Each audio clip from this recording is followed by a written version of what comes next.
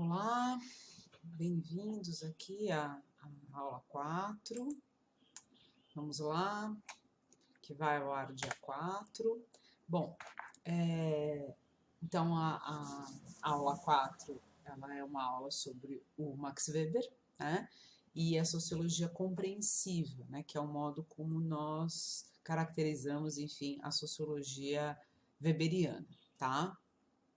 Uma sociologia voltada, portanto, à interpretação da ação, tá? O conceito de ação social ocupa na sociologia do Weber, né, na teoria weberiana, um papel central, tá? Portanto, ele se orienta, né, para compreender essa categoria, né, que tem uma centralidade, enfim, na obra dele, assim como a luta de classes para o Marx e a noção de sociedade para o Durkheim, tá? A ação social para o Weber, ela só pode ser entendida a partir do sentido que é impresso pelo indivíduo, né? Então, o indivíduo ocupa uma posição de protagonismo na sociologia weberiana, né? Na forma de compreensão e de interpretação dos fenômenos sociais, tá? Em flagrante oposição aí ao Durkheim, tá? Essa centralidade, portanto, no indivíduo, né, e na compreensão do sentido dado à ação pelo indivíduo, caracteriza esse método weberiano, que vai ser um método profundamente mobilizado nas ciências sociais, como o individualismo metodológico, né, e caracteriza, portanto, também aquela grande binariedade, né, nas ciências sociais, na forma de interpretação dos fenômenos sociais, que é a estrutura e a agência, né? Então, essa sociologia da ação, esse individualismo metodológico, ele tem o acento nessa noção da agência, né? Do sentido que o ator, que o sujeito imputa à ação. Bom, o Weber ele vai refutar os conceitos coletivos, né, como os que a gente encontra nas obras do Marx e do Durkheim, né, a noção de sociedade, de classe, com essa caracterização coletiva impositiva, né? Para ele, as instituições elas são resultados de combinações e de formas complexas de encadeamento de ações. Na verdade, mais do que a ação, né, o Weber volta a sua compreensão, né, dos grandes fenômenos, como o capitalismo, ou a racionalidade moderna capitalista, a empresa capitalista, o Estado moderno, as religiões, a partir dessa noção de encadeamento de ações, tá? A gente vai ver isso melhor daqui a pouco. Outra característica do pensamento weberiano é a compreensão das ciências humanas como ciências da cultura, né? E, sobretudo, negando essa objetividade que, sobretudo, Durkheim buscava impor, né? Caracterizar como forma de equivalência às ciências naturais e como forma de disputar esse campo, né, científico aí, reforçando, portanto, uma legitimidade das ciências humanas, né, frente às ciências naturais, justamente igualando o seu estatuto da objetividade absoluta, do investigador, enfim.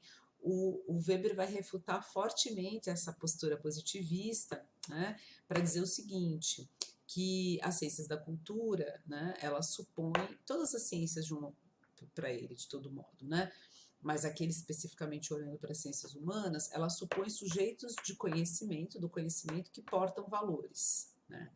Essa noção, essa categoria valores vai ser muito importante no pensamento weberiano, né. O objeto é construído pelo sujeito a partir de seu ponto de vista. Não existe neutralidade absoluta, como não existe em nenhuma ação humana, né, na medida em que os sujeitos portam valores, tá? O que ele identifica é que nesse processo de racionalização, né, que caracteriza a sociedade moderna, né, o conhecimento é baseado na razão, né, e a razão adquire um caráter de valor. Daí o desencantamento da sociedade, a ideia do desencantamento do mundo, que está fortemente presente numa obra que a gente não vai trabalhar hoje, né, que é o espírito do capitalismo, né, quando ele vai, enfim, trabalhar com a noção da ética protestante, o espírito do capitalismo, pensando essa figura desse capitalista moderno como resultado, né, de um processo, de uma racionalização do mundo, de um sujeito que racionaliza o mundo e que refuta, né, vai num processo mais ou menos linear, né, não de evolução, mas de desenvolvimento histórico. Ele vai afastando as explicações do mundo mágicas, né? Ou seja, aquelas que dizem respeito a uma esfera da religião, mas no campo do transcendental, né? Então, nessa busca de racionalizar, né, inclusive a própria religião, né, leva-se, portanto, a esse processo que ele vai chamar de desencantamento do mundo, né? Profundamente baseado numa noção de razão, de racionalização. Só que o interessante do Weber é que ele mostra que esse processo também ele tem em si uma irracionalidade, porque ele é baseado nesse sentido, uma racionalidade no sentido de que ele também é baseado num valor. A razão adquire um estatuto de valor. Né? Então, o que ele diz é o seguinte: há sempre um momento irracional no processo de conhecimento, pois os valores não podem ser explicados racionalmente, ainda que as pessoas que reconheçam a ciência como valor tentem prová-lo cientificamente. Ou seja, o que ele está dizendo é o seguinte: nunca vai existir neutralidade absoluta, nunca vai existir essa noção de uma razão absoluta e objetiva que prevalece sobre as emoções, né, e sobre os valores, porque na verdade a razão é em si um valor, né, porque os sujeitos portam valores sempre. Então, essa é um pouco, esse é o grande, vamos dizer assim, o grande diferencial e o grande debate que o Weber nos permite fazer frente, né, a essa suposta objetividade absoluta e neutralidade que os positivistas tentam impor, né, como uma superioridade aí do pensamento moderno racional, né? E o Weber vai dizer, bom, esse pensamento também traz em si uma dose da irracionalidade porque ele porta valores, tá? Então, ele vai abandonar qualquer ideia de explicação do mundo por uma suposta superioridade do indivíduo moderno racional, tá? O que não significa que ele não valorize, não é isso, né? Mas mostrando a oposição, né, do pensamento weberiano frente ao positivismo da época, tá? Isso é importante e também a partir daí como a gente vai conseguir entender e também, mais uma vez, em diferença ao Durkheim, como ele vai interpretar os fenômenos sempre olhando as ações, o encadeamento das ações e as relações, né? A partir dos valores das intenções que os sujeitos portam em contextos específicos, tá bom? Bom, o que é então esse individualismo metodológico que eu já falei aí no slide anterior?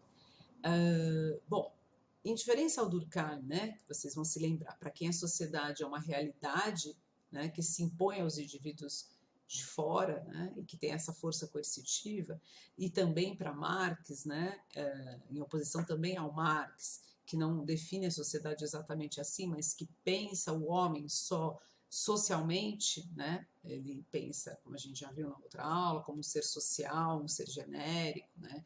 Toda realização é coletiva, enfim. Para Weber, é exatamente o oposto, né? É a partir dos indivíduos que se dão as formas de representar e enxergar a realidade. O indivíduo é a unidade de análise.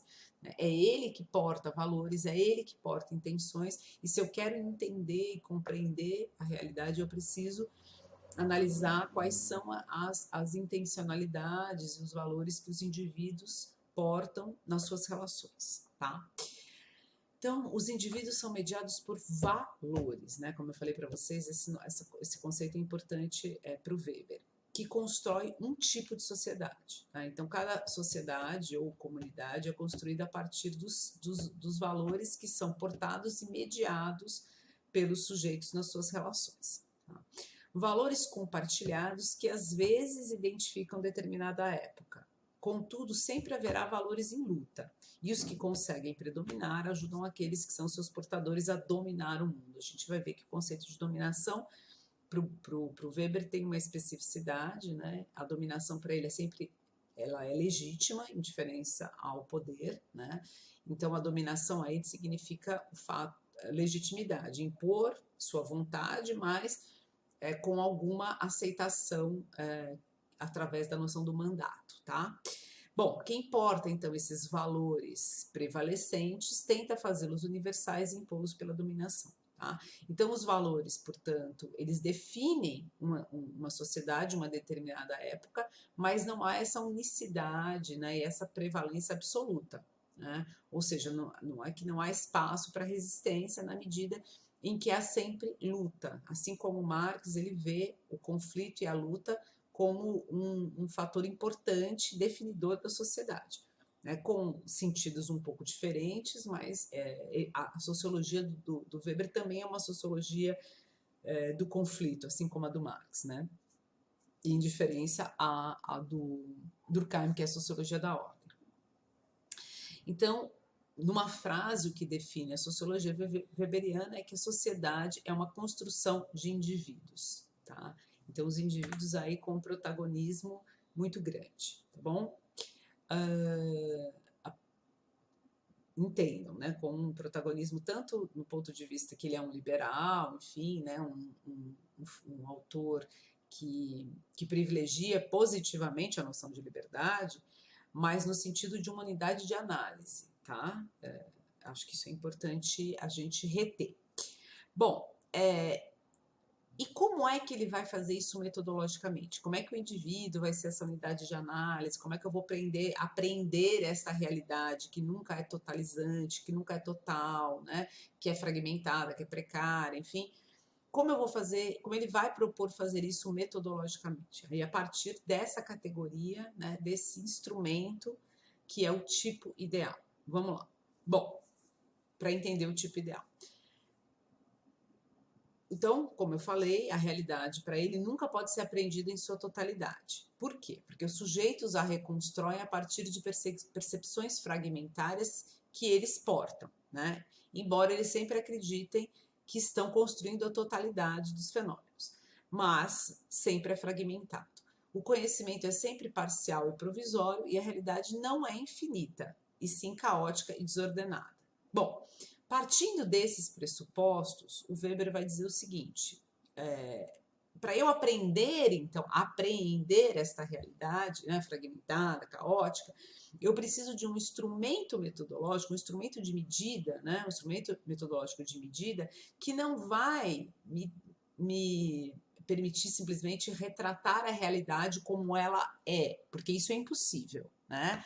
Mas ele vai me permitir comparar a realidade a partir de exacerbações de características, né, segundo o que ele vai chamar tipos ideais. Então, eu vou exagerar, né, para construir um tipo, então, o calvinista, né, o católico, né, que isso é muito presente na obra dele, né, o burocrata, o nobre, né? Não dizendo que essas características elas vão realmente ser encontradas na sua totalidade e perfeição na realidade, né? Como para o Durkheim, né? Que vai falar o suicídio altruísta, o suicídio egoísta, né? E vai dizer esse suicídio acontece sim nessa idealidade não, né? Nessa realidade. O Weber vai dizer, não, isso não vai existir. O que eu vou fazer? Eu vou criar essas figuras, esses tipos de análise ideais, para eu conseguir, exagerando, entender as diferenças. É um método comparativo, tá? É uma abstração. Então, exacerbação daquilo que singulariza o evento, né? Ou as características do sujeito, né? Do ponto de vista daquele que está investigando. É uma abstração. Não pretende mostrar a regularização, a normalização de um evento, tá? E sim esse exagero, tá? É aquilo que não acontece realmente, mas é aquilo que permite entender as diferenças entre os eventos e as características dos sujeitos. Com isso, ele permite a homogeneização do conhecimento aprendido, o tratamento lógico de fatos recolhidos. Por isso, a sociologia do Weber é uma sociologia interpretativa, compreensiva. Né? Ele cria instrumentos de análise para que, de algum modo, a realidade que é caótica, que é fragmentária, possa ser interpretada. Né? Então, ele homogeneiza, né, essa realidade, esse conhecimento aprendido, para que ele possa ser inteligível. Entendem? Então, é uma forma de construir uma grade de inteligibilidade para a realidade, não pretendendo retratá-la na sua autenticidade. Né? Ou seja, não existe, né, o avarento puro, né, o calvinista puro, né, aquele sujeito, né, que é absolutamente, que porta aquela racionalidade, aquele ascetismo, né, de uma maneira íntegra. Tá? Não existe a burocracia perfeita, né, com a impessoalidade, mas existe essa projeção, essa idealização. Ela não existe, ela é construída para que entendamos, né, qual é este projeto e quais as diferenças em relação a um outro regime de verdade que esses novos sujeitos, essas novas razões e racionalidades substituem ou estão em confronto, tá? Bom, vamos para então a ação social, e aí a gente começa com os tipos ideais weberianos, tá? Então, tudo que a gente vai tratar aqui é dentro de uma idealidade, né? Então, eu vou falar assim, vocês vão encontrar isso em tal situação, mas não vão encontrar na sua totalidade, tá? Então, mais uma vez, isso é muito diferente dos tipos criados da tipologia durkheimiana, tá? Em que ele, de fato, propõe encontrar os fenômenos na sua integralidade, né, a partir de causalidades, né, e não é o caso aqui do Weber, tá? Bom, então a ação social, e mais do que ela, o encadeamento das ações, é o objeto privilegiado dessa sociologia compreensiva, pois qualquer ação compreende o sentido colocado pelo sujeito. Então ele vai buscar esse sentido nessas ações, tá? Elas vão ser classificadas, essa tipologia ideal vai ser classificada a partir da orientação que o sujeito imprime, e essa orientação ela também é sempre levada em consideração a partir da conduta do outro, né? Então, mais do que uma ação, é uma interação, tá bom? Bom, então nessa tipologia, tipos extremos, tipos ideais, a gente tem quatro modelos, quatro tipos de ação. Ação racional em relação a fins, que é o tipo mais que aqui ele estabelece uma ordem decrescente, né? Não exatamente evolutiva, mas se a gente pensar do ponto de vista histórico, mais ou menos, tá? Então, a ação racional em relação a fins é a ação dessa modernidade racional capitalista por excelência, tá? Ela é racional em relação a meios e em relação a fins, né? Então, o nexo é apreensível e reproduzível, por isso é que permite maior previsibilidade, tá? É a da empresa capitalista, o contrato, né? A ideia do contrato econômico por excelência, tá? Isso é o que caracterizaria a ação racional em relação a fins, né? A ação racional em relação a valores, ela tem uma racionalidade nos meios, né, escolhidos, né? Então, por exemplo, um contrato. Mas o fim que ela pretende atingir não é racional, né? Não é, por exemplo, uma transação econômica. É um valor em si. Então, por exemplo, um valor religioso, um valor estético, tá? Isso vai ficar mais claro quando ele for falar das relações. A ação tradicional é aquela em que está no limiar de uma ação, no sentido de que os sujeitos eles se habituaram a ela, não refletem sobre ela, tá? Então é o campo das tradições. Então eu, por exemplo, ficar numa fila, né? Ou qualquer ação tradicional que não implique, né, uma racionalização, né? Ou se implique uma racionalização pouco consciente, tá? Então, acho que o exemplo da fila, mas qualquer tradição, né? ir a uma missa, praticar algum culto, tá? De uma maneira, né, mais impensada, tá? E a ação afetiva, que é para ele aquela que praticamente não é uma ação, ela quase é uma reação, ela quase não está na esfera da consciência, da racionalidade, tá? Ela diz respeito à emocionalidade e ele também diz que ela quase não se orienta pelo outro, ela é menos ainda ação do que a tradicional, tá? Ela é pura emocionalidade. Bom, a relação social, né, que é um objeto, vamos dizer, também privilegiado de análise do Weber, né, elas são marcadas, né, pelas interações e pela probabilidade, tá? Então, o que isso significa? Então, a relação social, ela estabelece as interações numa reciprocidade. Há uma pluralidade de sujeitos e de referências que orientam várias ações e seus encadeamentos, e isso implica expectativas recíprocas. Lembra que eu falei, quer dizer, para ele as ações dos indivíduos, elas são orientadas também pela probabilidade das reações, né, dos outros. Como o outro vai reagir implica também na maneira como eu vou orientar o sentido da minha ação. Então, a relação social repousa, portanto, nessa probabilidade que é mais que a previsibilidade, né, de que o outro haja no sentido indicado. A base das relações é a probabilidade da ocorrência. Isso torna a perspectiva weberiana não determinista e sim probabilística, tá? Que aí é uma diferença importante tanto ao Durkheim quanto ao Marx, né? O Marx, quando ele vai posicionar, né, os sujeitos, né, e sobretudo as classes ali sociais, no contexto, né, por exemplo, da fábrica, no contexto da economia capitalista, né, ele vai trabalhar com uma noção mais determinista, né, no sentido da questão da definição da propriedade, da apropriação da propriedade privada, né, e como isso vai estabelecer ali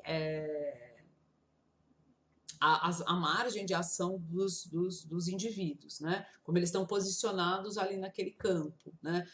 O fato da alienação, enfim. Para o Weber, não, né? Para o Weber existe uma probabilidade dos sujeitos agirem, mas não uma determinação, né? Há outros elementos no campo que ele considera, tá?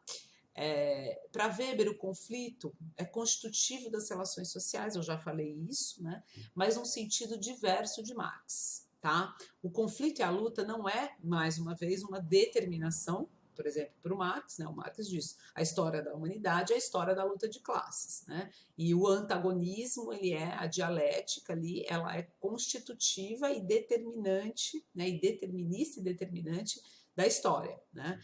E para o Durkheim, o conflito, ao contrário, é uma anomalia, né? Ele é um resultado, né, da anomia presente na sociedade. Para o Weber, não, nem é uma anomalia, né? E também não é uma determinação, e ele também não está só presente na luta de classes. A gente vai ver que o Weber vai entender classe no seu sentido estritamente econômico, tá? Ele vai dizer que a luta está presente em todas as relações, né? Na esfera que ele vai chamar do status, do estamento, né? E na esfera política, tá? E a luta é em si um tipo de relação social. Bom, ele vai então classificar, né? A partir dessa classificação das ações, ele vai classificar dois tipos de relações sociais, tá? Também nessa perspectiva de um tipo ideal, tá, gente? O que significa que elas não vão acontecer de uma maneira pura, elas vão se misturar, tá? Como as próprias ações vão se misturar, né? Numa ação racional em relação a fins, a gente vai ter elementos tradicionais e também elementos afetivos, né? E a mesma coisa com as outras. Bom, vamos para as relações. Então, há dois tipos de relação. A relação comunitária, tá? Em que o sentimento de fazer parte de um grupo, de um todo, é o que prevalece. Então, esse sentimento de fazer parte, tá? Que a gente vai ver que é diferente da associação, que tem uma racionalidade na organização. Bom, na ação comunitária, o que sobressai, então, são as ações afetiva e tradicional, né? Por excelência. Então, o exemplo aí principal é a família, né? Mas pode ser também um grupo, né? Um coletivo, né? Desde que ele não esteja organizado de uma maneira mais associativa e racional, tá?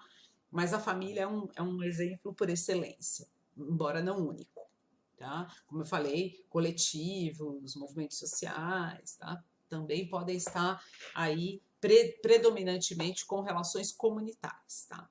A segunda é a relação associativa, né, onde preponderam as duas outras ações. A ação racional em relação a fins, né, aquele vínculo racional tanto em relação às finalidades quanto aos meios, né, o contrato por excelência, né, uma organização baseada aí então, a empresa capitalista, por excelência, por exemplo, é uma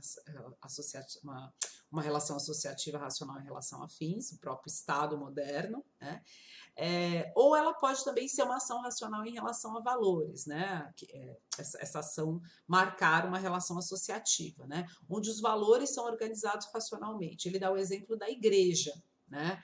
Das igrejas, por excelência, que tem esse peso institucional, né? Então, portanto, elas têm uma organização racional, né? Na forma como elas se organizam. Né? Agora, ele contrapõe. Se tratar, por exemplo, de seitas, né, não institucionalizadas, aí sobressai a relação comunitária.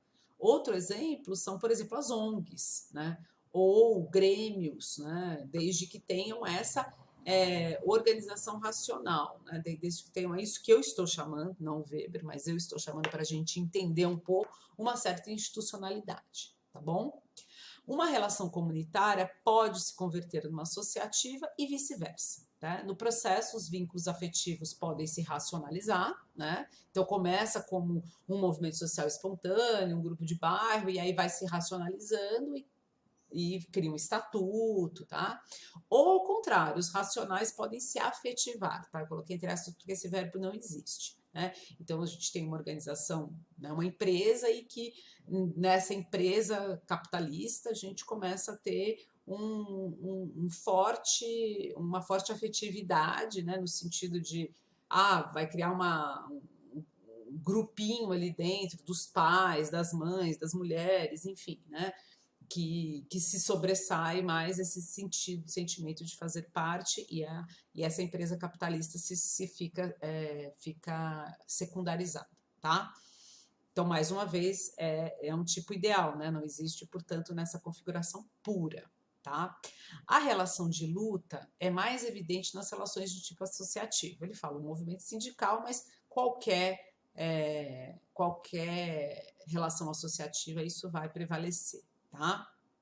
Em relação à comunitária, em que o sentimento da comunhão ele prevalece do que a disputa, né? Embora, né, isso na perspectiva weberiana, mas se a gente olha outros autores como Foucault, por exemplo, ele vai dizer, bom, a luta pelo poder ela está presente em todas as relações, né? Até nas relações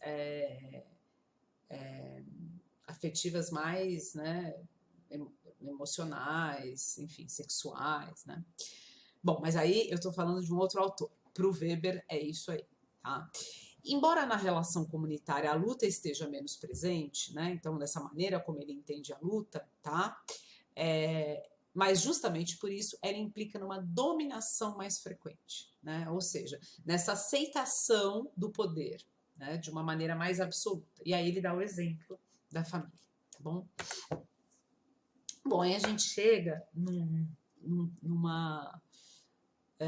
num tema extremamente importante na obra do Weber, que é o tema da dominação.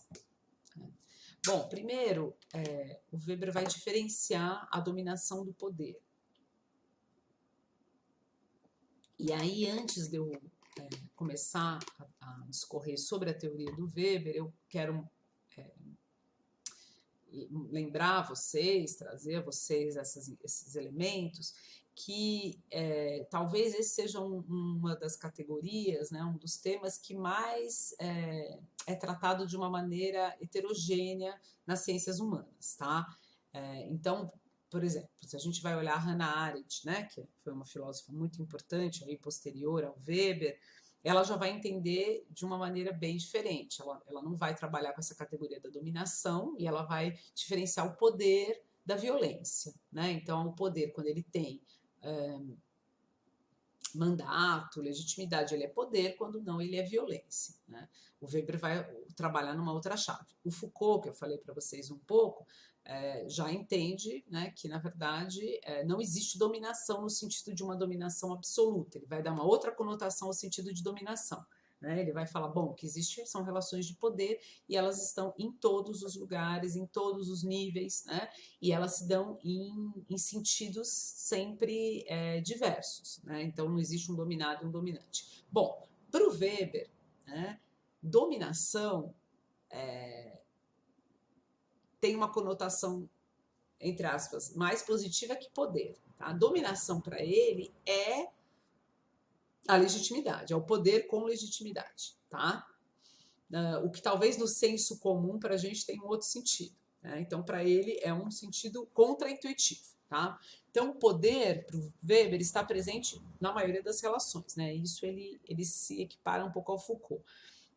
No embate entre os participantes, como exercício de vontade. Ele implica em capacidade de impor a vontade, mesmo contra a vontade do outro, tá? Então, as relações afetivas em geral, né? Então, ele não tem esse quadro, que ele vai chamar de quadro administrativo, né?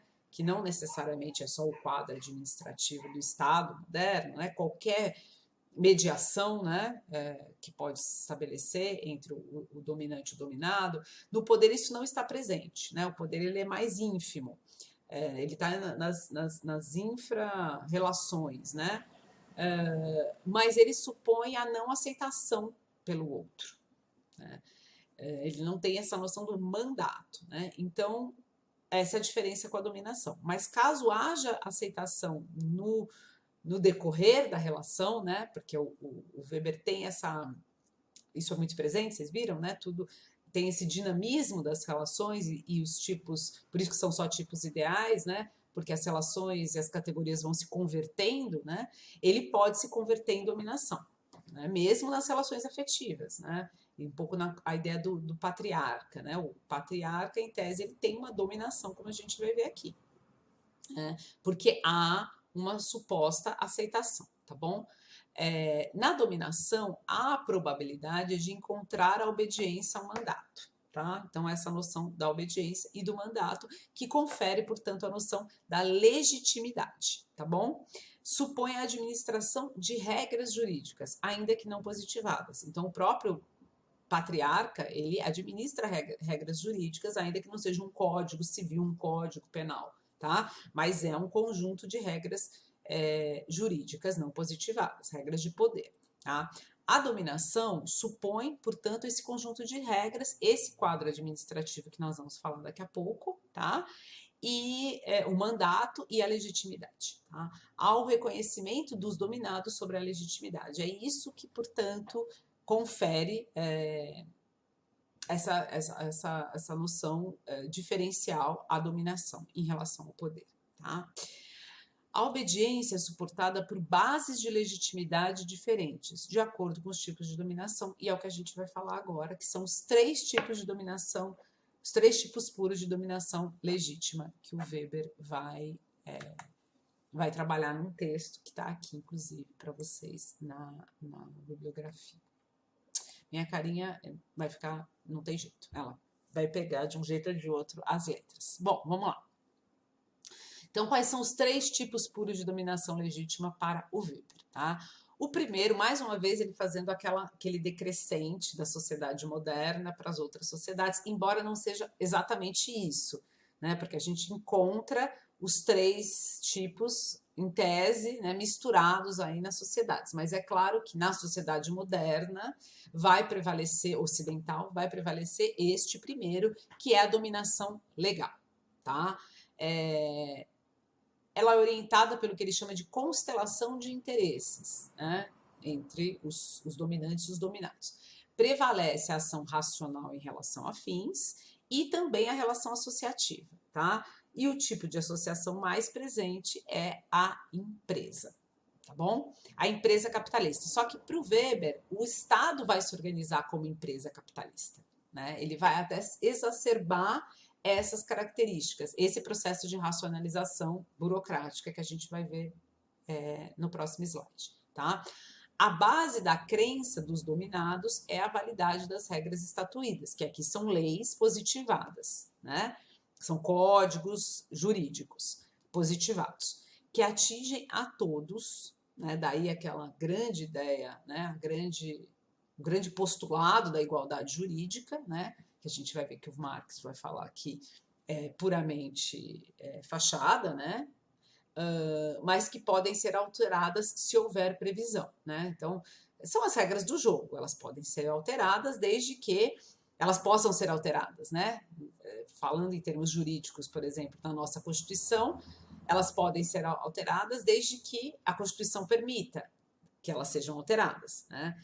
Se a Constituição não permite, como as cláusulas pétreas, elas não podem ser alteradas, né? E para ser alteradas tem que ter uma previsão também de como elas podem ser alteradas, né? Senão a gente está diante do golpe de Estado, né? E hoje é o dia 1º de abril, que é, na verdade, o verdadeiro dia do nosso golpe de Estado da ditadura militar, né? Mas que os militares, por vergonha, inventaram que foi o dia 31 de março. Então, só lembrei disso porque, afinal de contas,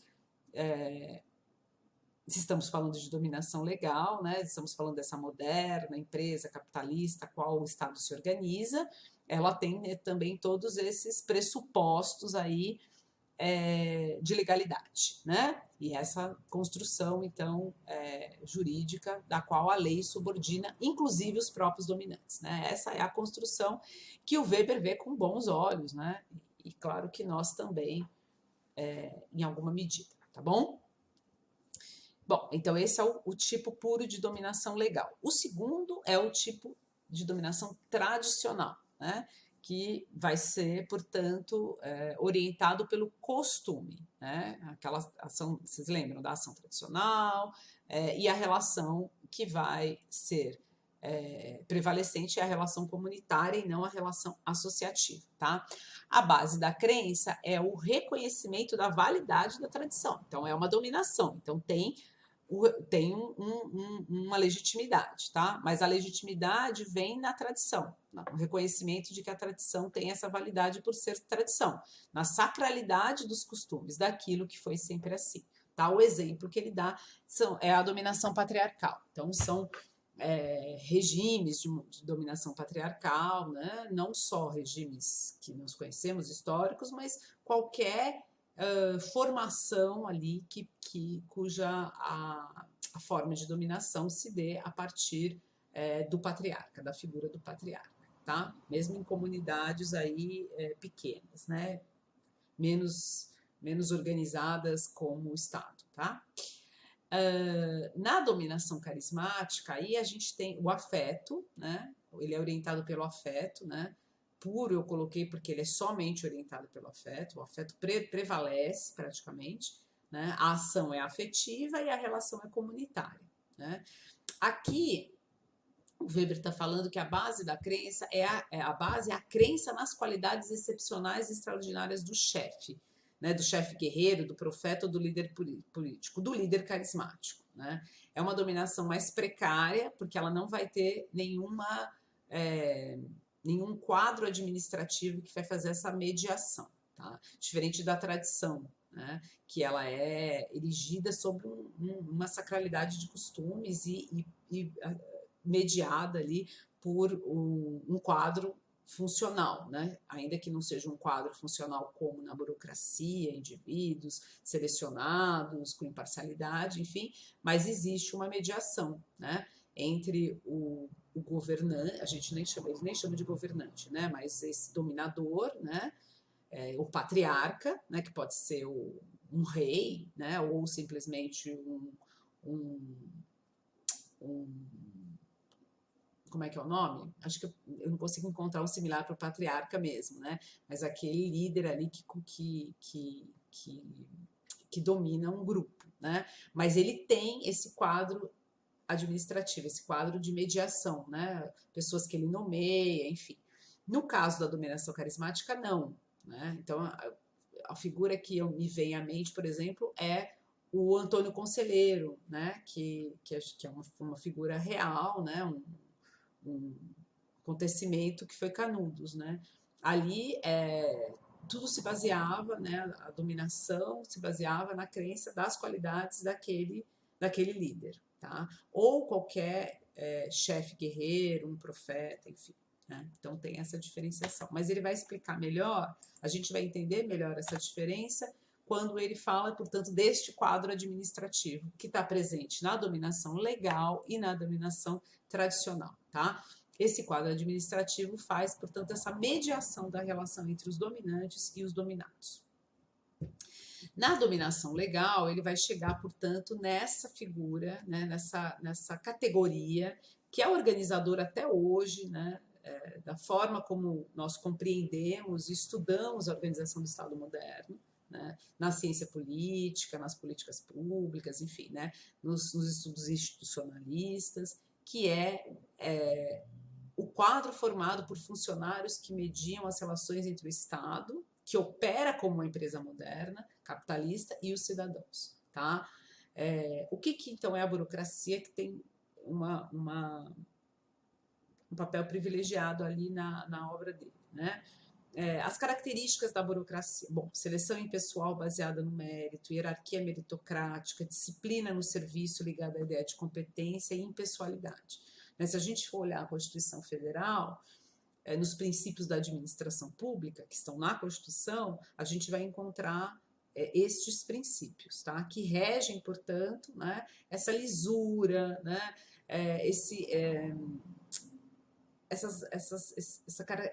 essa característica, né, esses princípios mesmo, né, da impessoalidade, né, do não interesse, do não interesse pessoal, sempre do interesse público que se sobrepõe, né, de uma ética do serviço público, né, de um proceder ali, enfim, isso está presente na nossa Constituição, como em várias outras constituições organizadas em torno dessa noção, dessa dominação legal. Tá? Então, a burocracia, ela expressa, né, este quadro de funcionários que agem em nome do povo, né? Quer dizer, no interesse público, no serviço público, e não a serviço, né, de uma figura, né? E não a serviço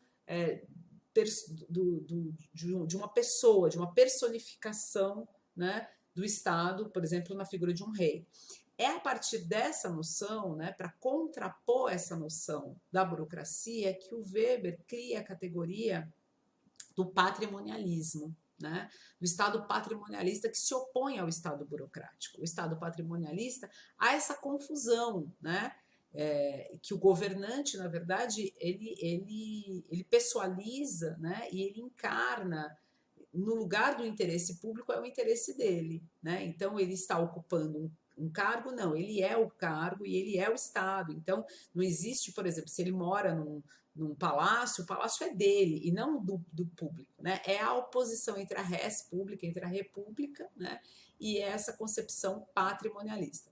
A gente vai ter um grande autor brasileiro, um grande intérprete brasileiro, alguns de vocês já fizeram a disciplina, a gente tem uma disciplina, né, de interpretações do Brasil, que é o Sérgio Buarque de Holanda, né, o pai do Chico Buarque, que é um weberiano, né, que vai fazer uma leitura do Brasil a partir desses elementos postos na sociologia weberiana, né? Tanto essa noção da burocracia, do patrimonialismo, quanto também na ética protestante, para tentar opor, né, a colonização ibérica, né, a uma colonização anglo-saxã, né, e germânica, que valoriza outros elementos. Bom, mas aí, essa noção do patrimonialismo, o Sérgio Buarque vai importar para mostrar como o Brasil, o Estado brasileiro, ele é um Estado, desde a sua origem ibérica, né? Ele é um Estado patrimonialista, né? Em que a burocracia não se constituiu nessa sua idealidade, né? E nem como princípio, e que, portanto, a República ela não tem como se configurar, tá? Enfim, tem muitas discussões a partir daí. O G7 Souza, que é professor aqui também da casa, vai ter uma posição muito crítica ao Sérgio Buarque, não no sentido de que o Estado não é patrimonialista, mas no sentido de que isso oculta o papel das elites. Enfim, eu não tenho muito acordo com isso, eu acho que uma coisa não tem nada a ver com a outra. Na verdade, as elites, não há um apagamento da crítica das elites na obra do Sérgio Buarque, né? Ele simplesmente está dizendo como esse Estado se organiza no Brasil e usando, portanto, a tipologia ideal. Então, também levando em consideração que ele não está falando como os fenômenos como acontecem na sua integralidade, e sim criando instrumentos de análise. Eu trouxe tudo isso porque eu acredito que vocês já devam ter ouvido muito essa expressão do Estado brasileiro, patrimonialista, e o que significa esse patrimonialismo? Bom, isso está na obra do Weber, né? Quando ele vai criar o tipo burocracia, o tipo ideal burocracia para estabelecer uma grade de inteligibilidade para o Estado moderno e vai opor, portanto, a um tipo oposto, que é o patrimonialismo, tá bom?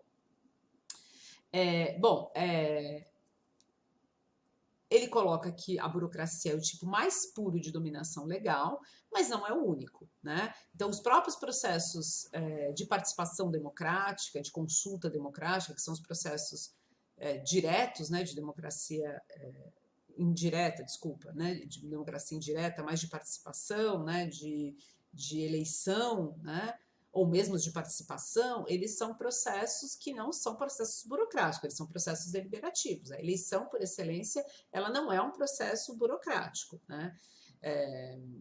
É um processo de consulta e de decisão majoritária. A própria democracia, ela tem essa dimensão, né?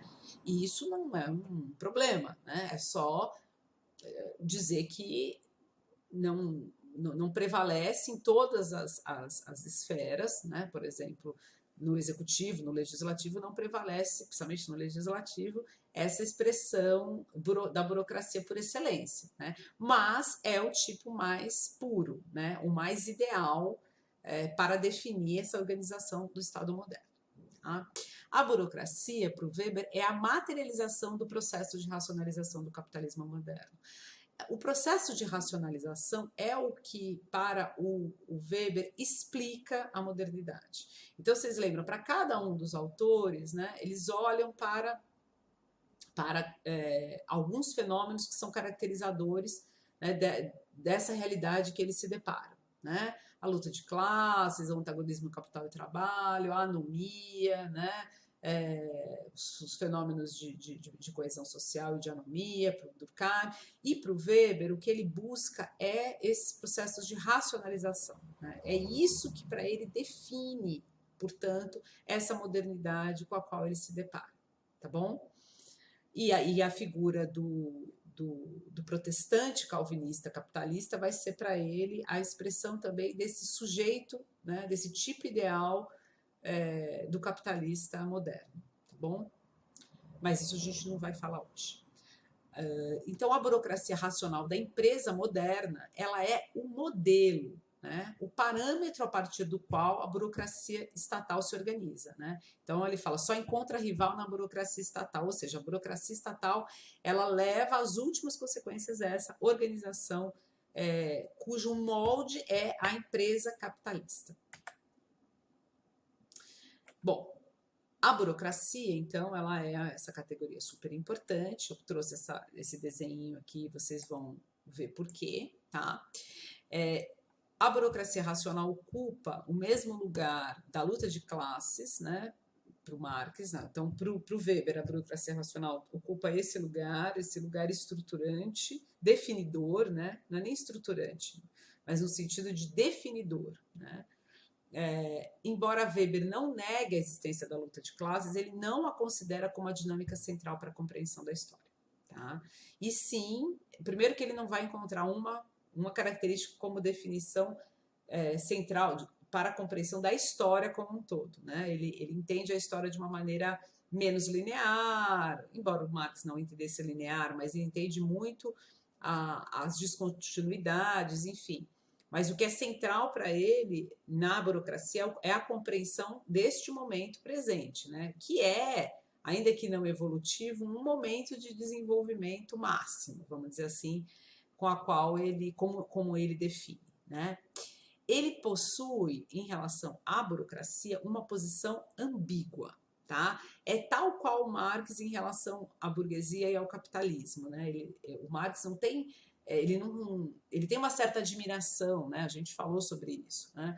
Ele não é um nostálgico no sentido de, o período anterior era melhor, né? Ele vê com bons olhos a questão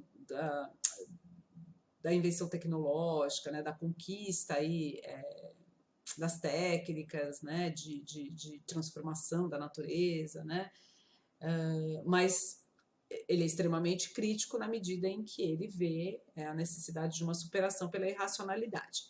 O Weber tem um certo paralelo, né, em relação à posição dele em relação à burocracia. Ele admira a burocracia, né, na medida em que ele vê justamente essa expressão da eficiência, da precisão, da impessoalidade, dessa racionalidade da forma de organização da administração pública, né? Sobretudo porque ele é muito encantado com o que ele vê nos Estados Unidos, né? com esse tipo, né, de capitalismo que se organiza nos Estados Unidos e que ele vê como um contraste muito grande ao que ele vivencia na Alemanha, né?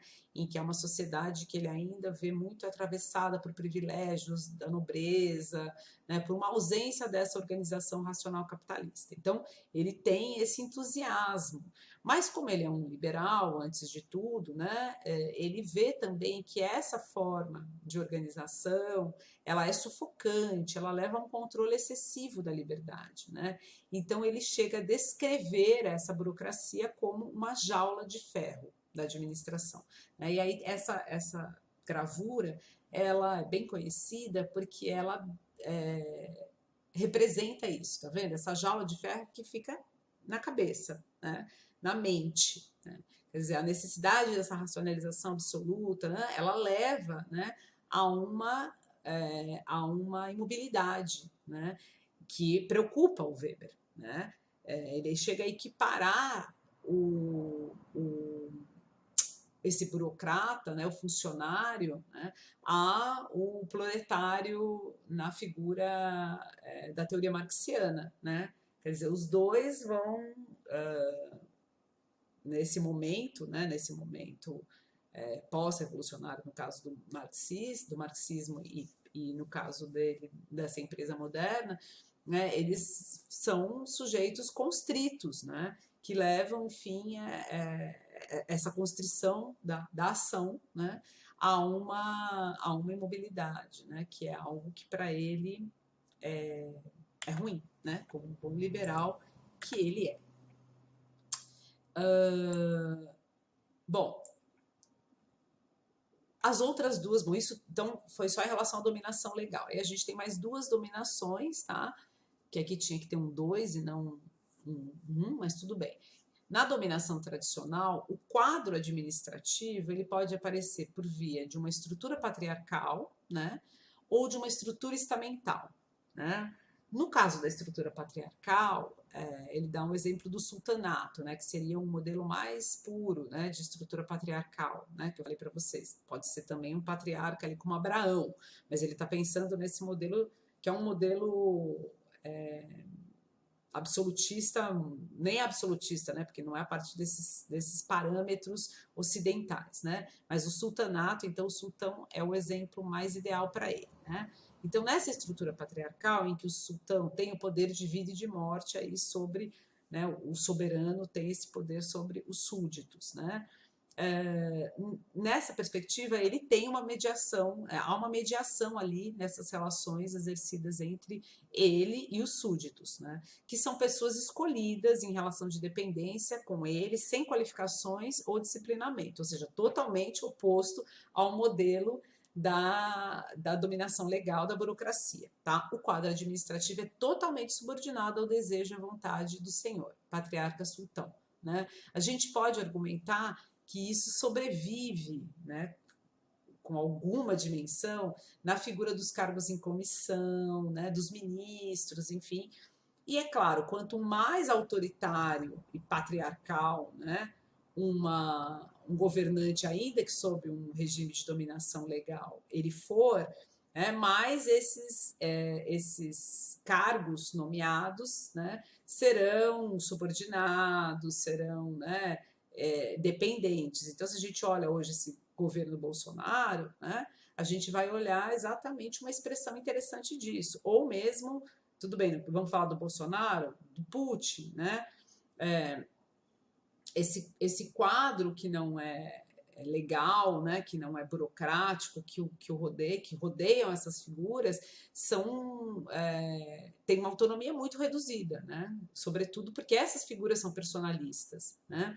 Então a gente vê, né? Então, por exemplo, os ministros os ministros agindo contra suas próprias pastas, né? Porque estão ali subordinados ao interesse desse patriarca, né? Entre aspas. Então, no caso, por exemplo, o ministro da Saúde sistematicamente desautorizado naquilo que é a sua função e sempre sorrindo e obedecendo essas regras, sem nenhuma autonomia, né? E outros exemplos mais, né? Então, por isso que é interessante a gente ver que a proposição tipológica do Weber permite a gente interpretar não só determinados períodos com determinadas configurações. Então, eu vou entender o Estado moderno só se eu olhar ali a explicação da dominação legal da burocracia. Não, né? Eu vou encontrar estruturas patriarcais e estruturas estamentais dentro do Estado moderno, racional, legal, né? E também posso encontrar, né, dentro das estruturas patriarcais, algumas expressões, né, burocráticas que até podem levar ao declínio dessas dominações, tá? A segunda estrutura presenciada é a estrutura estamental, tá? E isso vocês vão entender mais daqui a pouco, quando eu vou falar o que é o estamento, ou estatuto, ou status para o Weber. É um campo do domínio do social diferente da classe, né, e do político. É uma categoria, né, que é diferente da categoria econômica. A dominação derivada do estatuto, ela decorre, portanto, de atribuição de privilégios, né? Então, uma nobreza, né, o fato de quem é nobre e quem não é, né? E quem é nobre ou não é, decorre de honrarias que são atribuídas ou por feitos heróicos, né, os cavaleiros que vão lá e ganham, né? Eles ganham o título porque eles lutaram, a gente vê nos filmes medievais e tal, ou pela mais comum, pela hereditariedade, pelo sangue, filho de nobre, nobre é, né? E não é revogável, é um pouco aquela totalmente diferente da ideia do mandato legal, né? Então, quem exerce a mediação nesse tipo de estrutura estamental, e aí a gente pensa no modelo clássico ali dos nobres, da nobreza, dos senhores feudais, enfim. Quem vai fazer essa mediação, né, são funcionários domésticos, amigos pessoais, vassalos, puxa-sacos, né? Então, são duas expressões aí de dominação tradicional, uma estrutura patriarcal, que seria mais os sultanatos, reis, né? E a estrutura estamental, que é mais a nobreza ou os senhores feudais, mas mais a nobreza, né? Dentro desse mundo mais feudal. Mas que também pode persistir em estruturas extremamente modernas capitalistas, né? A gente pode encontrar estruturas estamentais, né? E aí a gente vai entender mais daqui a pouco, quando a gente falar dessa diferença do status, da classe e do partido. A aula hoje vai ser um pouquinho mais longa, mas não muito mais, tá? Tem mais alguns slides. A obra do Weber é gigantesca para a gente dar conta numa aula de 1 hora, assim como a do Marx. Mas a do Marx talvez seja mais fácil de direcionar um pouco o debate. A do Weber, ele abre para muitas perspectivas, né? Isso porque a gente nem vai falar da ética protestante. A última dominação é a dominação carismática, né? Ela, diferente das outras duas, não tem um quadro administrativo, né? A relação dominante-dominado se dá diretamente, sem mediação, tá bom? Porque a ligação é uma ligação de afeto e de obediência com o líder, com a figura, né? É absolutamente personalista, né? Como eu falei para vocês, do Antônio Conselheiro, por exemplo, que é um bom exemplo, né? Da Guerra dos Canudos, né? Ou qualquer chefe guerreiro, tá? Pela possibilidade de alteração dessas regras, né, jurídicas, que na verdade são as regras costumeiras, ela também é mais instável, tá? Ou seja, a dominação dura enquanto durar, né, a crença nas qualidades excepcionais deste líder. E, em geral, esse líder aparece em situações de crise e de transição, né? Eu acho que, mais uma vez, o exemplo do Antônio Conselheiro é um bom exemplo. Vocês devem ter ouvido, né? Figuras messiânicas, que também, né? O do Antônio Conselheiro é um exemplo claro, mas vocês já devem ter ouvido assim, o Lula é uma figura carismática, ou um demagogo X, né? E aí a gente fala, mas como, né? A gente está falando de uma dominação legal no Estado moderno. Bom, mais uma vez, né, lembrando que a tipologia do Weber é exatamente isso, não é? Ela não tem, ela não é um retrato fiel da realidade. Então é possível figuras políticas trazerem em si elementos que nós podemos identificar como carismáticos, tá? Mas isso não vai implicar, né, nessa configuração mais plena, né? Porque o que sustenta essa dominação, por exemplo, no caso de qualquer democracia moderna, ou mesmo não na democracia, se a gente pegar, né, o exemplo do Putin, né? Talvez a gente possa questionar se aquilo é uma democracia ou não, né? Mas ainda assim, ali você tem ou uma dominação, então, que seja patriarcal, né? Ou uma dominação legal. Não é uma dominação carismática, porque ela não é precária, né? Ela tem uma mediação. Então, o que é decisivo também é olhar esse quadro administrativo, né? A existência desse quadro administrativo pressupõe, né, uma dominação que não seja carismática. A dominação carismática, ela realmente pressupõe essa conexão direta, né, dos sujeitos dominados com o dominante.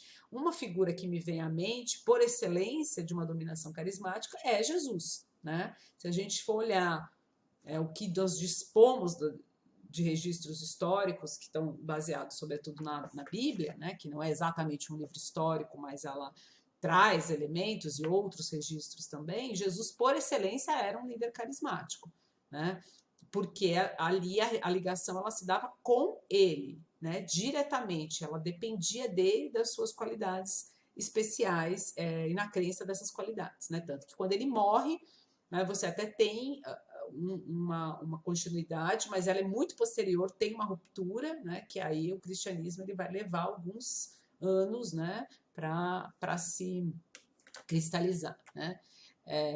Então, acho que é isso. A rotinização do carisma, né, o arrefecimento do afeto é que leva a uma transformação em tradicional legal, né? Ou seja, isso vai sendo transferido, né, para uma institucionalização, né, para um regime mais institucional. Esse carisma deixa de ser excepcional e se torna rotina. Tá? E aí a gente chega no último ponto da aula, prometo, que é o texto O Classe, Status e Partido, que é onde a gente encontra um diálogo mais aberto ali, mais direto do Weber com Marx. Tá?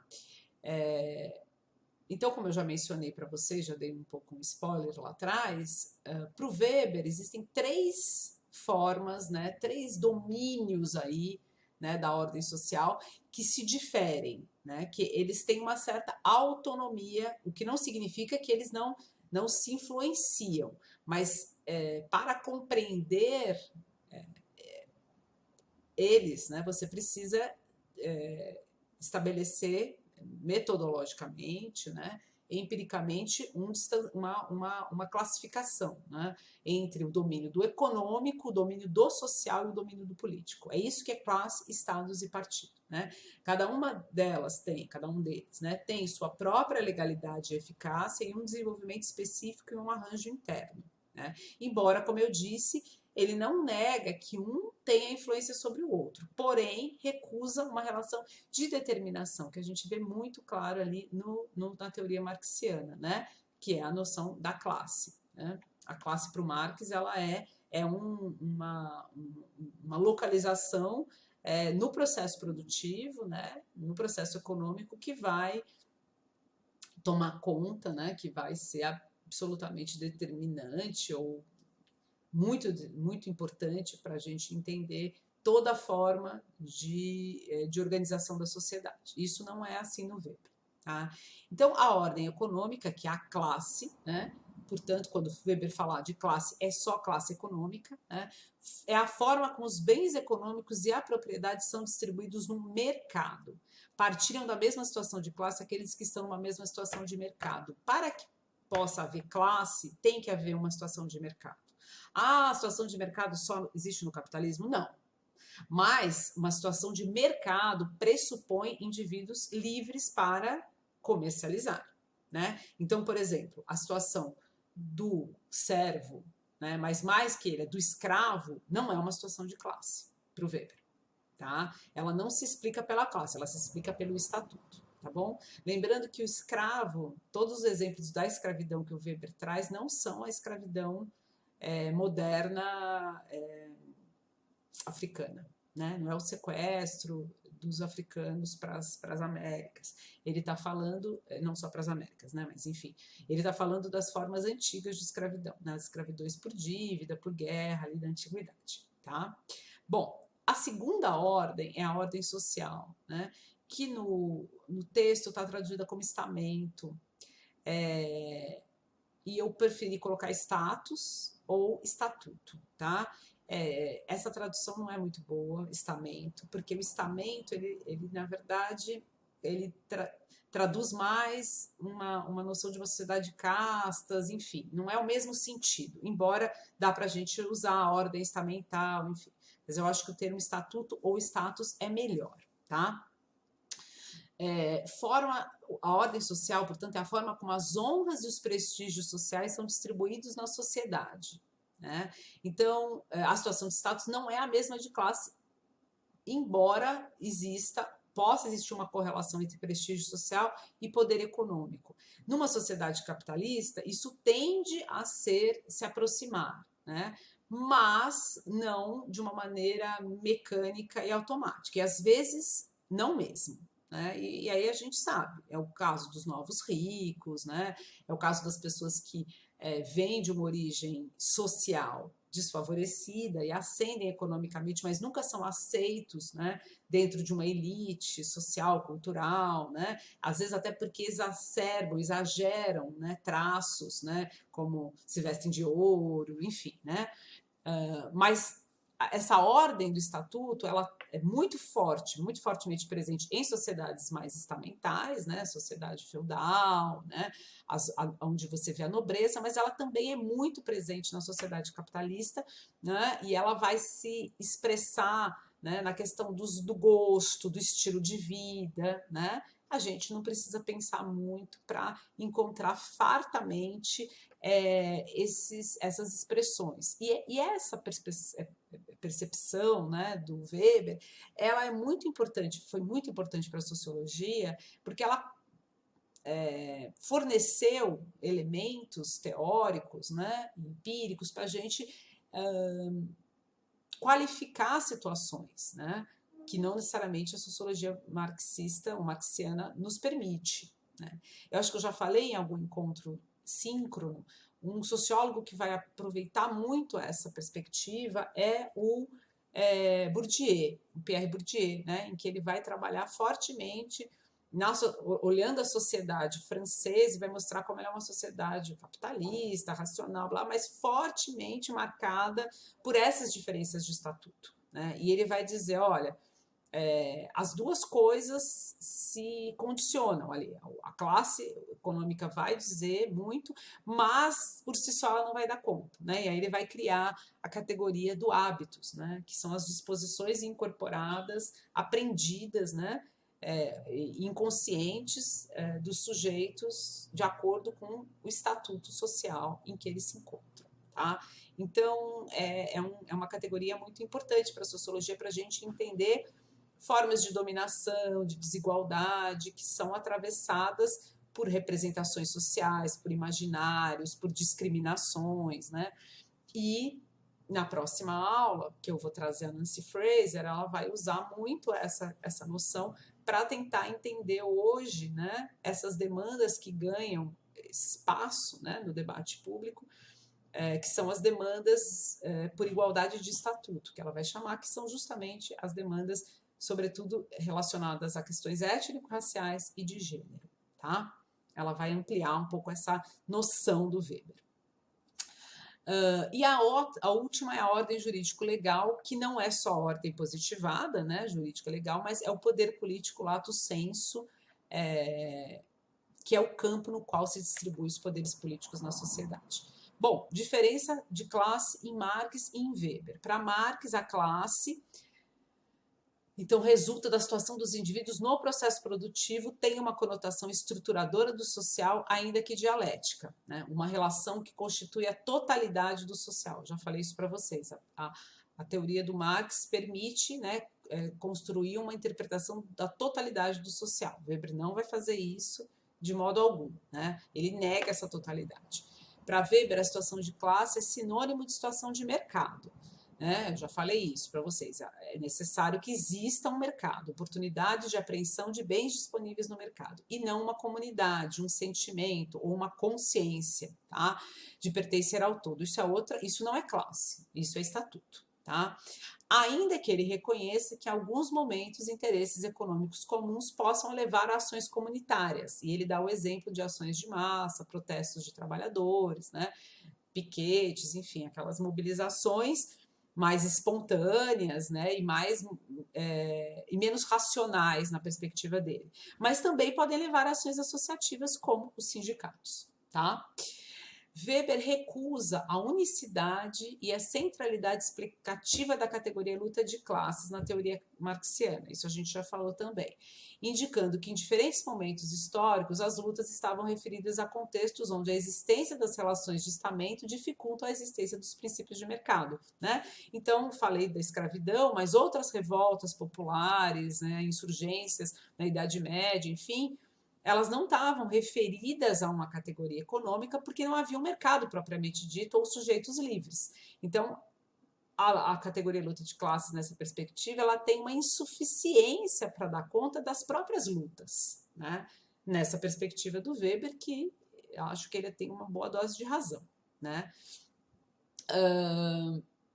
Ele reconhece, mas ele não deixa de reconhecer que, sobretudo no contexto capitalista, a existência da propriedade acarreta privilégios nesse mercado, né? O que deixa essa liberdade meio relativa. Pelo monopólio, portanto, da disputa de acesso aos bens econômicos num contexto de escassez. Ele reconhece isso, mas ele nega um caráter mais condicionador, tá bom? O status, como eu já falei para vocês, ele é uma situação que supõe o compartilhamento de qualidades vinculadas a estilos de vida. Eu falei do gosto cultural, né? Hábitos, costumes, valores, ocupações escolhidas, crenças no passado, né? Que vão produzir estratificações sociais, né? Ele fala até nos Estados Unidos, né? Que ele acha um país, né, mais enfim, com condições mais de produzir uma sociedade mais de classes, né? Mas mesmo ali ele olha uma rua em que só determinados profissões, né, moram, né? E outras distinções, né? Os grupos de status pressupõem, então, estilos de vida. Esse termo ele é importante. Não precisa estar vinculado a uma situação de classe e, às vezes, se opõe a ela, embora o privilégio de classe possa ter influência no status. Eu já falei isso para vocês, tá? No novo rico, enfim. A mobilidade ou maleabilidade estamental é muito mais difícil que a de classe. Indiferença, portanto, a mobilidade de classe. Por isso, Weber acredita que na sociedade moderna, onde a individualidade é mais pronunciada, a relação estamental é mais tênue, porque a relação estamental pressupõe o sentimento do coletivo, de pertencer a alguma coisa, né? E aí, mais uma vez, ele tem em mente os Estados Unidos e a Alemanha, né? Essa crença dos de que nos Estados Unidos é uma sociedade mais de classes, exatamente por ser uma sociedade dos indivíduos, né? Então todas essas distinções estejam menos presentes. Ele só esquece de olhar a situação dos ex-escravizados, né? Ele só não olha a questão drástica que ali já existia quando ele lá foi, né? Que é o apartheid, né? As leis de Jim Crow, né, o segregacionismo, ele não enxerga isso, né? E há estudiosos que digam que justamente esse sentimento pronunciado da democracia, né, e vanguardista, né, dos Estados Unidos, né, de uma certa suposta, não igualdade, que igualdade é uma palavra proibida por lá, né, mas essa noção do indivíduo, né, e que acabaria equalizando as situações, porque elas são situações de mercado, então todos têm condições iguais ali no mercado e não de privilégios, tal, que isso teria sido muito favorecido justamente por conta da escravidão, né? Justamente por conta de a criação de uma branquitude, né? Então essa branquitude une os diferentes grupos brancos, né? Numa suposta igualdade, mas às custas, né, de uma desumanização, né, e uma segregação de um outro grupo aí marcado pela cor, né, e pela origem étnica. Bom, quanto mais os traços estamentais forem pronunciados, mais se aproxima de uma sociedade de castas, né, a imobilidade. Então, ele tem em vista, sobretudo, por exemplo, o caso da Índia, né, que é uma sociedade rigidamente estamental, quando a gente fala isso, de castas, em que não há nenhum tipo de mobilidade, e isso está profundamente marcado pela origem étnica, tá? Aí é o último slide, né, que é o partido. Embora vocês vão ver no texto, tem várias páginas para a classe e para o status, para o partido tem 2 classes só. Então, ele não vai se deter muito sobre essa esfera do político aí, tá? Vai deixar para a gente talvez um pouco mais de questões do que de respostas, tá bom? Ele não está definindo aqui o Estado e muito menos só o que ele vai chamar de dominação. Tá? É muito mais infrapolítico isso aqui, e é muito mais no nível das relações, né? Embora pressuponha alguma espécie de comunidade. Tá? Então, por partido, Weber compreende a distribuição do poder político no seu sentido mais amplo. O político pode estar na família, num grêmio ou no Estado. As ações comunitárias do partido, né, elas são ações comunitárias e não associativas, isso é importante, mas elas impõem uma socialização. Né? Por quê? Porque elas se voltam a uma meta que se procura atingir de um modo planificado. Então, é uma certa dualidade ali entre a relação comunitária e a relação associativa. Né? Embora ela seja comunitária, ela visa uma socialização. Por quê? Porque ela busca atingir um fim planificadamente, né? Se impondo a um grupo. Essa meta pode ser uma causa ou pode ser uma meta pessoal, né? Desse líder ou dessa figura. Em regra, ambas. Por isso, os partidos só são possíveis dentro de comunidades de algum modo socializadas, ou seja, que pressuponham alguma ordem racional e algum quadro administrativo, buscando assim uma articulação racional, meios e fins. Ou seja, numa pura ação afetiva e numa dominação carismática, isso é mais difícil, porque essa planificação ela é importante, tá? Os partidos são estruturas que lutam pelo domínio, por excelência, né? Eles são o lugar da luta. Frequentemente se organizam de modo autoritário, né? Daí eles serem talvez uma ação comunitária e não uma ação associativa. Diferem também segundo o tipo de organização comunitária que queiram influenciar, se é de classes ou estamentos, né? Isso vai também determinar de algum modo se ele vai se organizar de um modo mais ou menos autoritário. Embora suponha uma ação comunitária política, dentro da qual governam, os partidos não se confinam numa comunidade política. Em geral, ultrapassam essas fronteiras. Então, não é para a gente pensar o partido como um Estado, uma organização do Estado, um partido político, né? Não é só isso. Qualquer coalizão, alianças de classes e estamentos, né? É uma formação mais precária, tá? E mais heterogênea. Bom, gente, salvo engano, esse é o último slide. Eu até pulei aqui as referências, tá? Que eu usei nessa aula. Os 3 tipos puros de dominação legítima, eu coloquei na pasta. E esses 2, classe, estados, partido e burocracia, dentro no livro Ensaio de Sociologia. A fotinho que eu coloquei aqui é do Weber com a esposa, a Marianne Weber, que é a biógrafa dele, e que ela não era simplesmente a esposa do Weber. Eu até mencionei para vocês que ela sim, foi citada pelo Durkheim, né? Ela era uma socióloga também, ela foi uma feminista liberal bem importante, depois da morte do Weber, ele morreu muito cedo, ela viveu ainda bastante, ela atuou fortemente na resistência ali ao nazismo na Alemanha, sofreu drasticamente com a depressão por conta do nazismo e foi muito importante, embora muito apagada. Então, embora seja sobre o Weber, eu quis trazer, até porque acho que a relação dos dois era uma relação bacana, até do ponto de vista das relações de gênero. É isso. Então, é isso, gente. A aula foi extensa, mas também era necessário. Até os nossos encontros síncronos.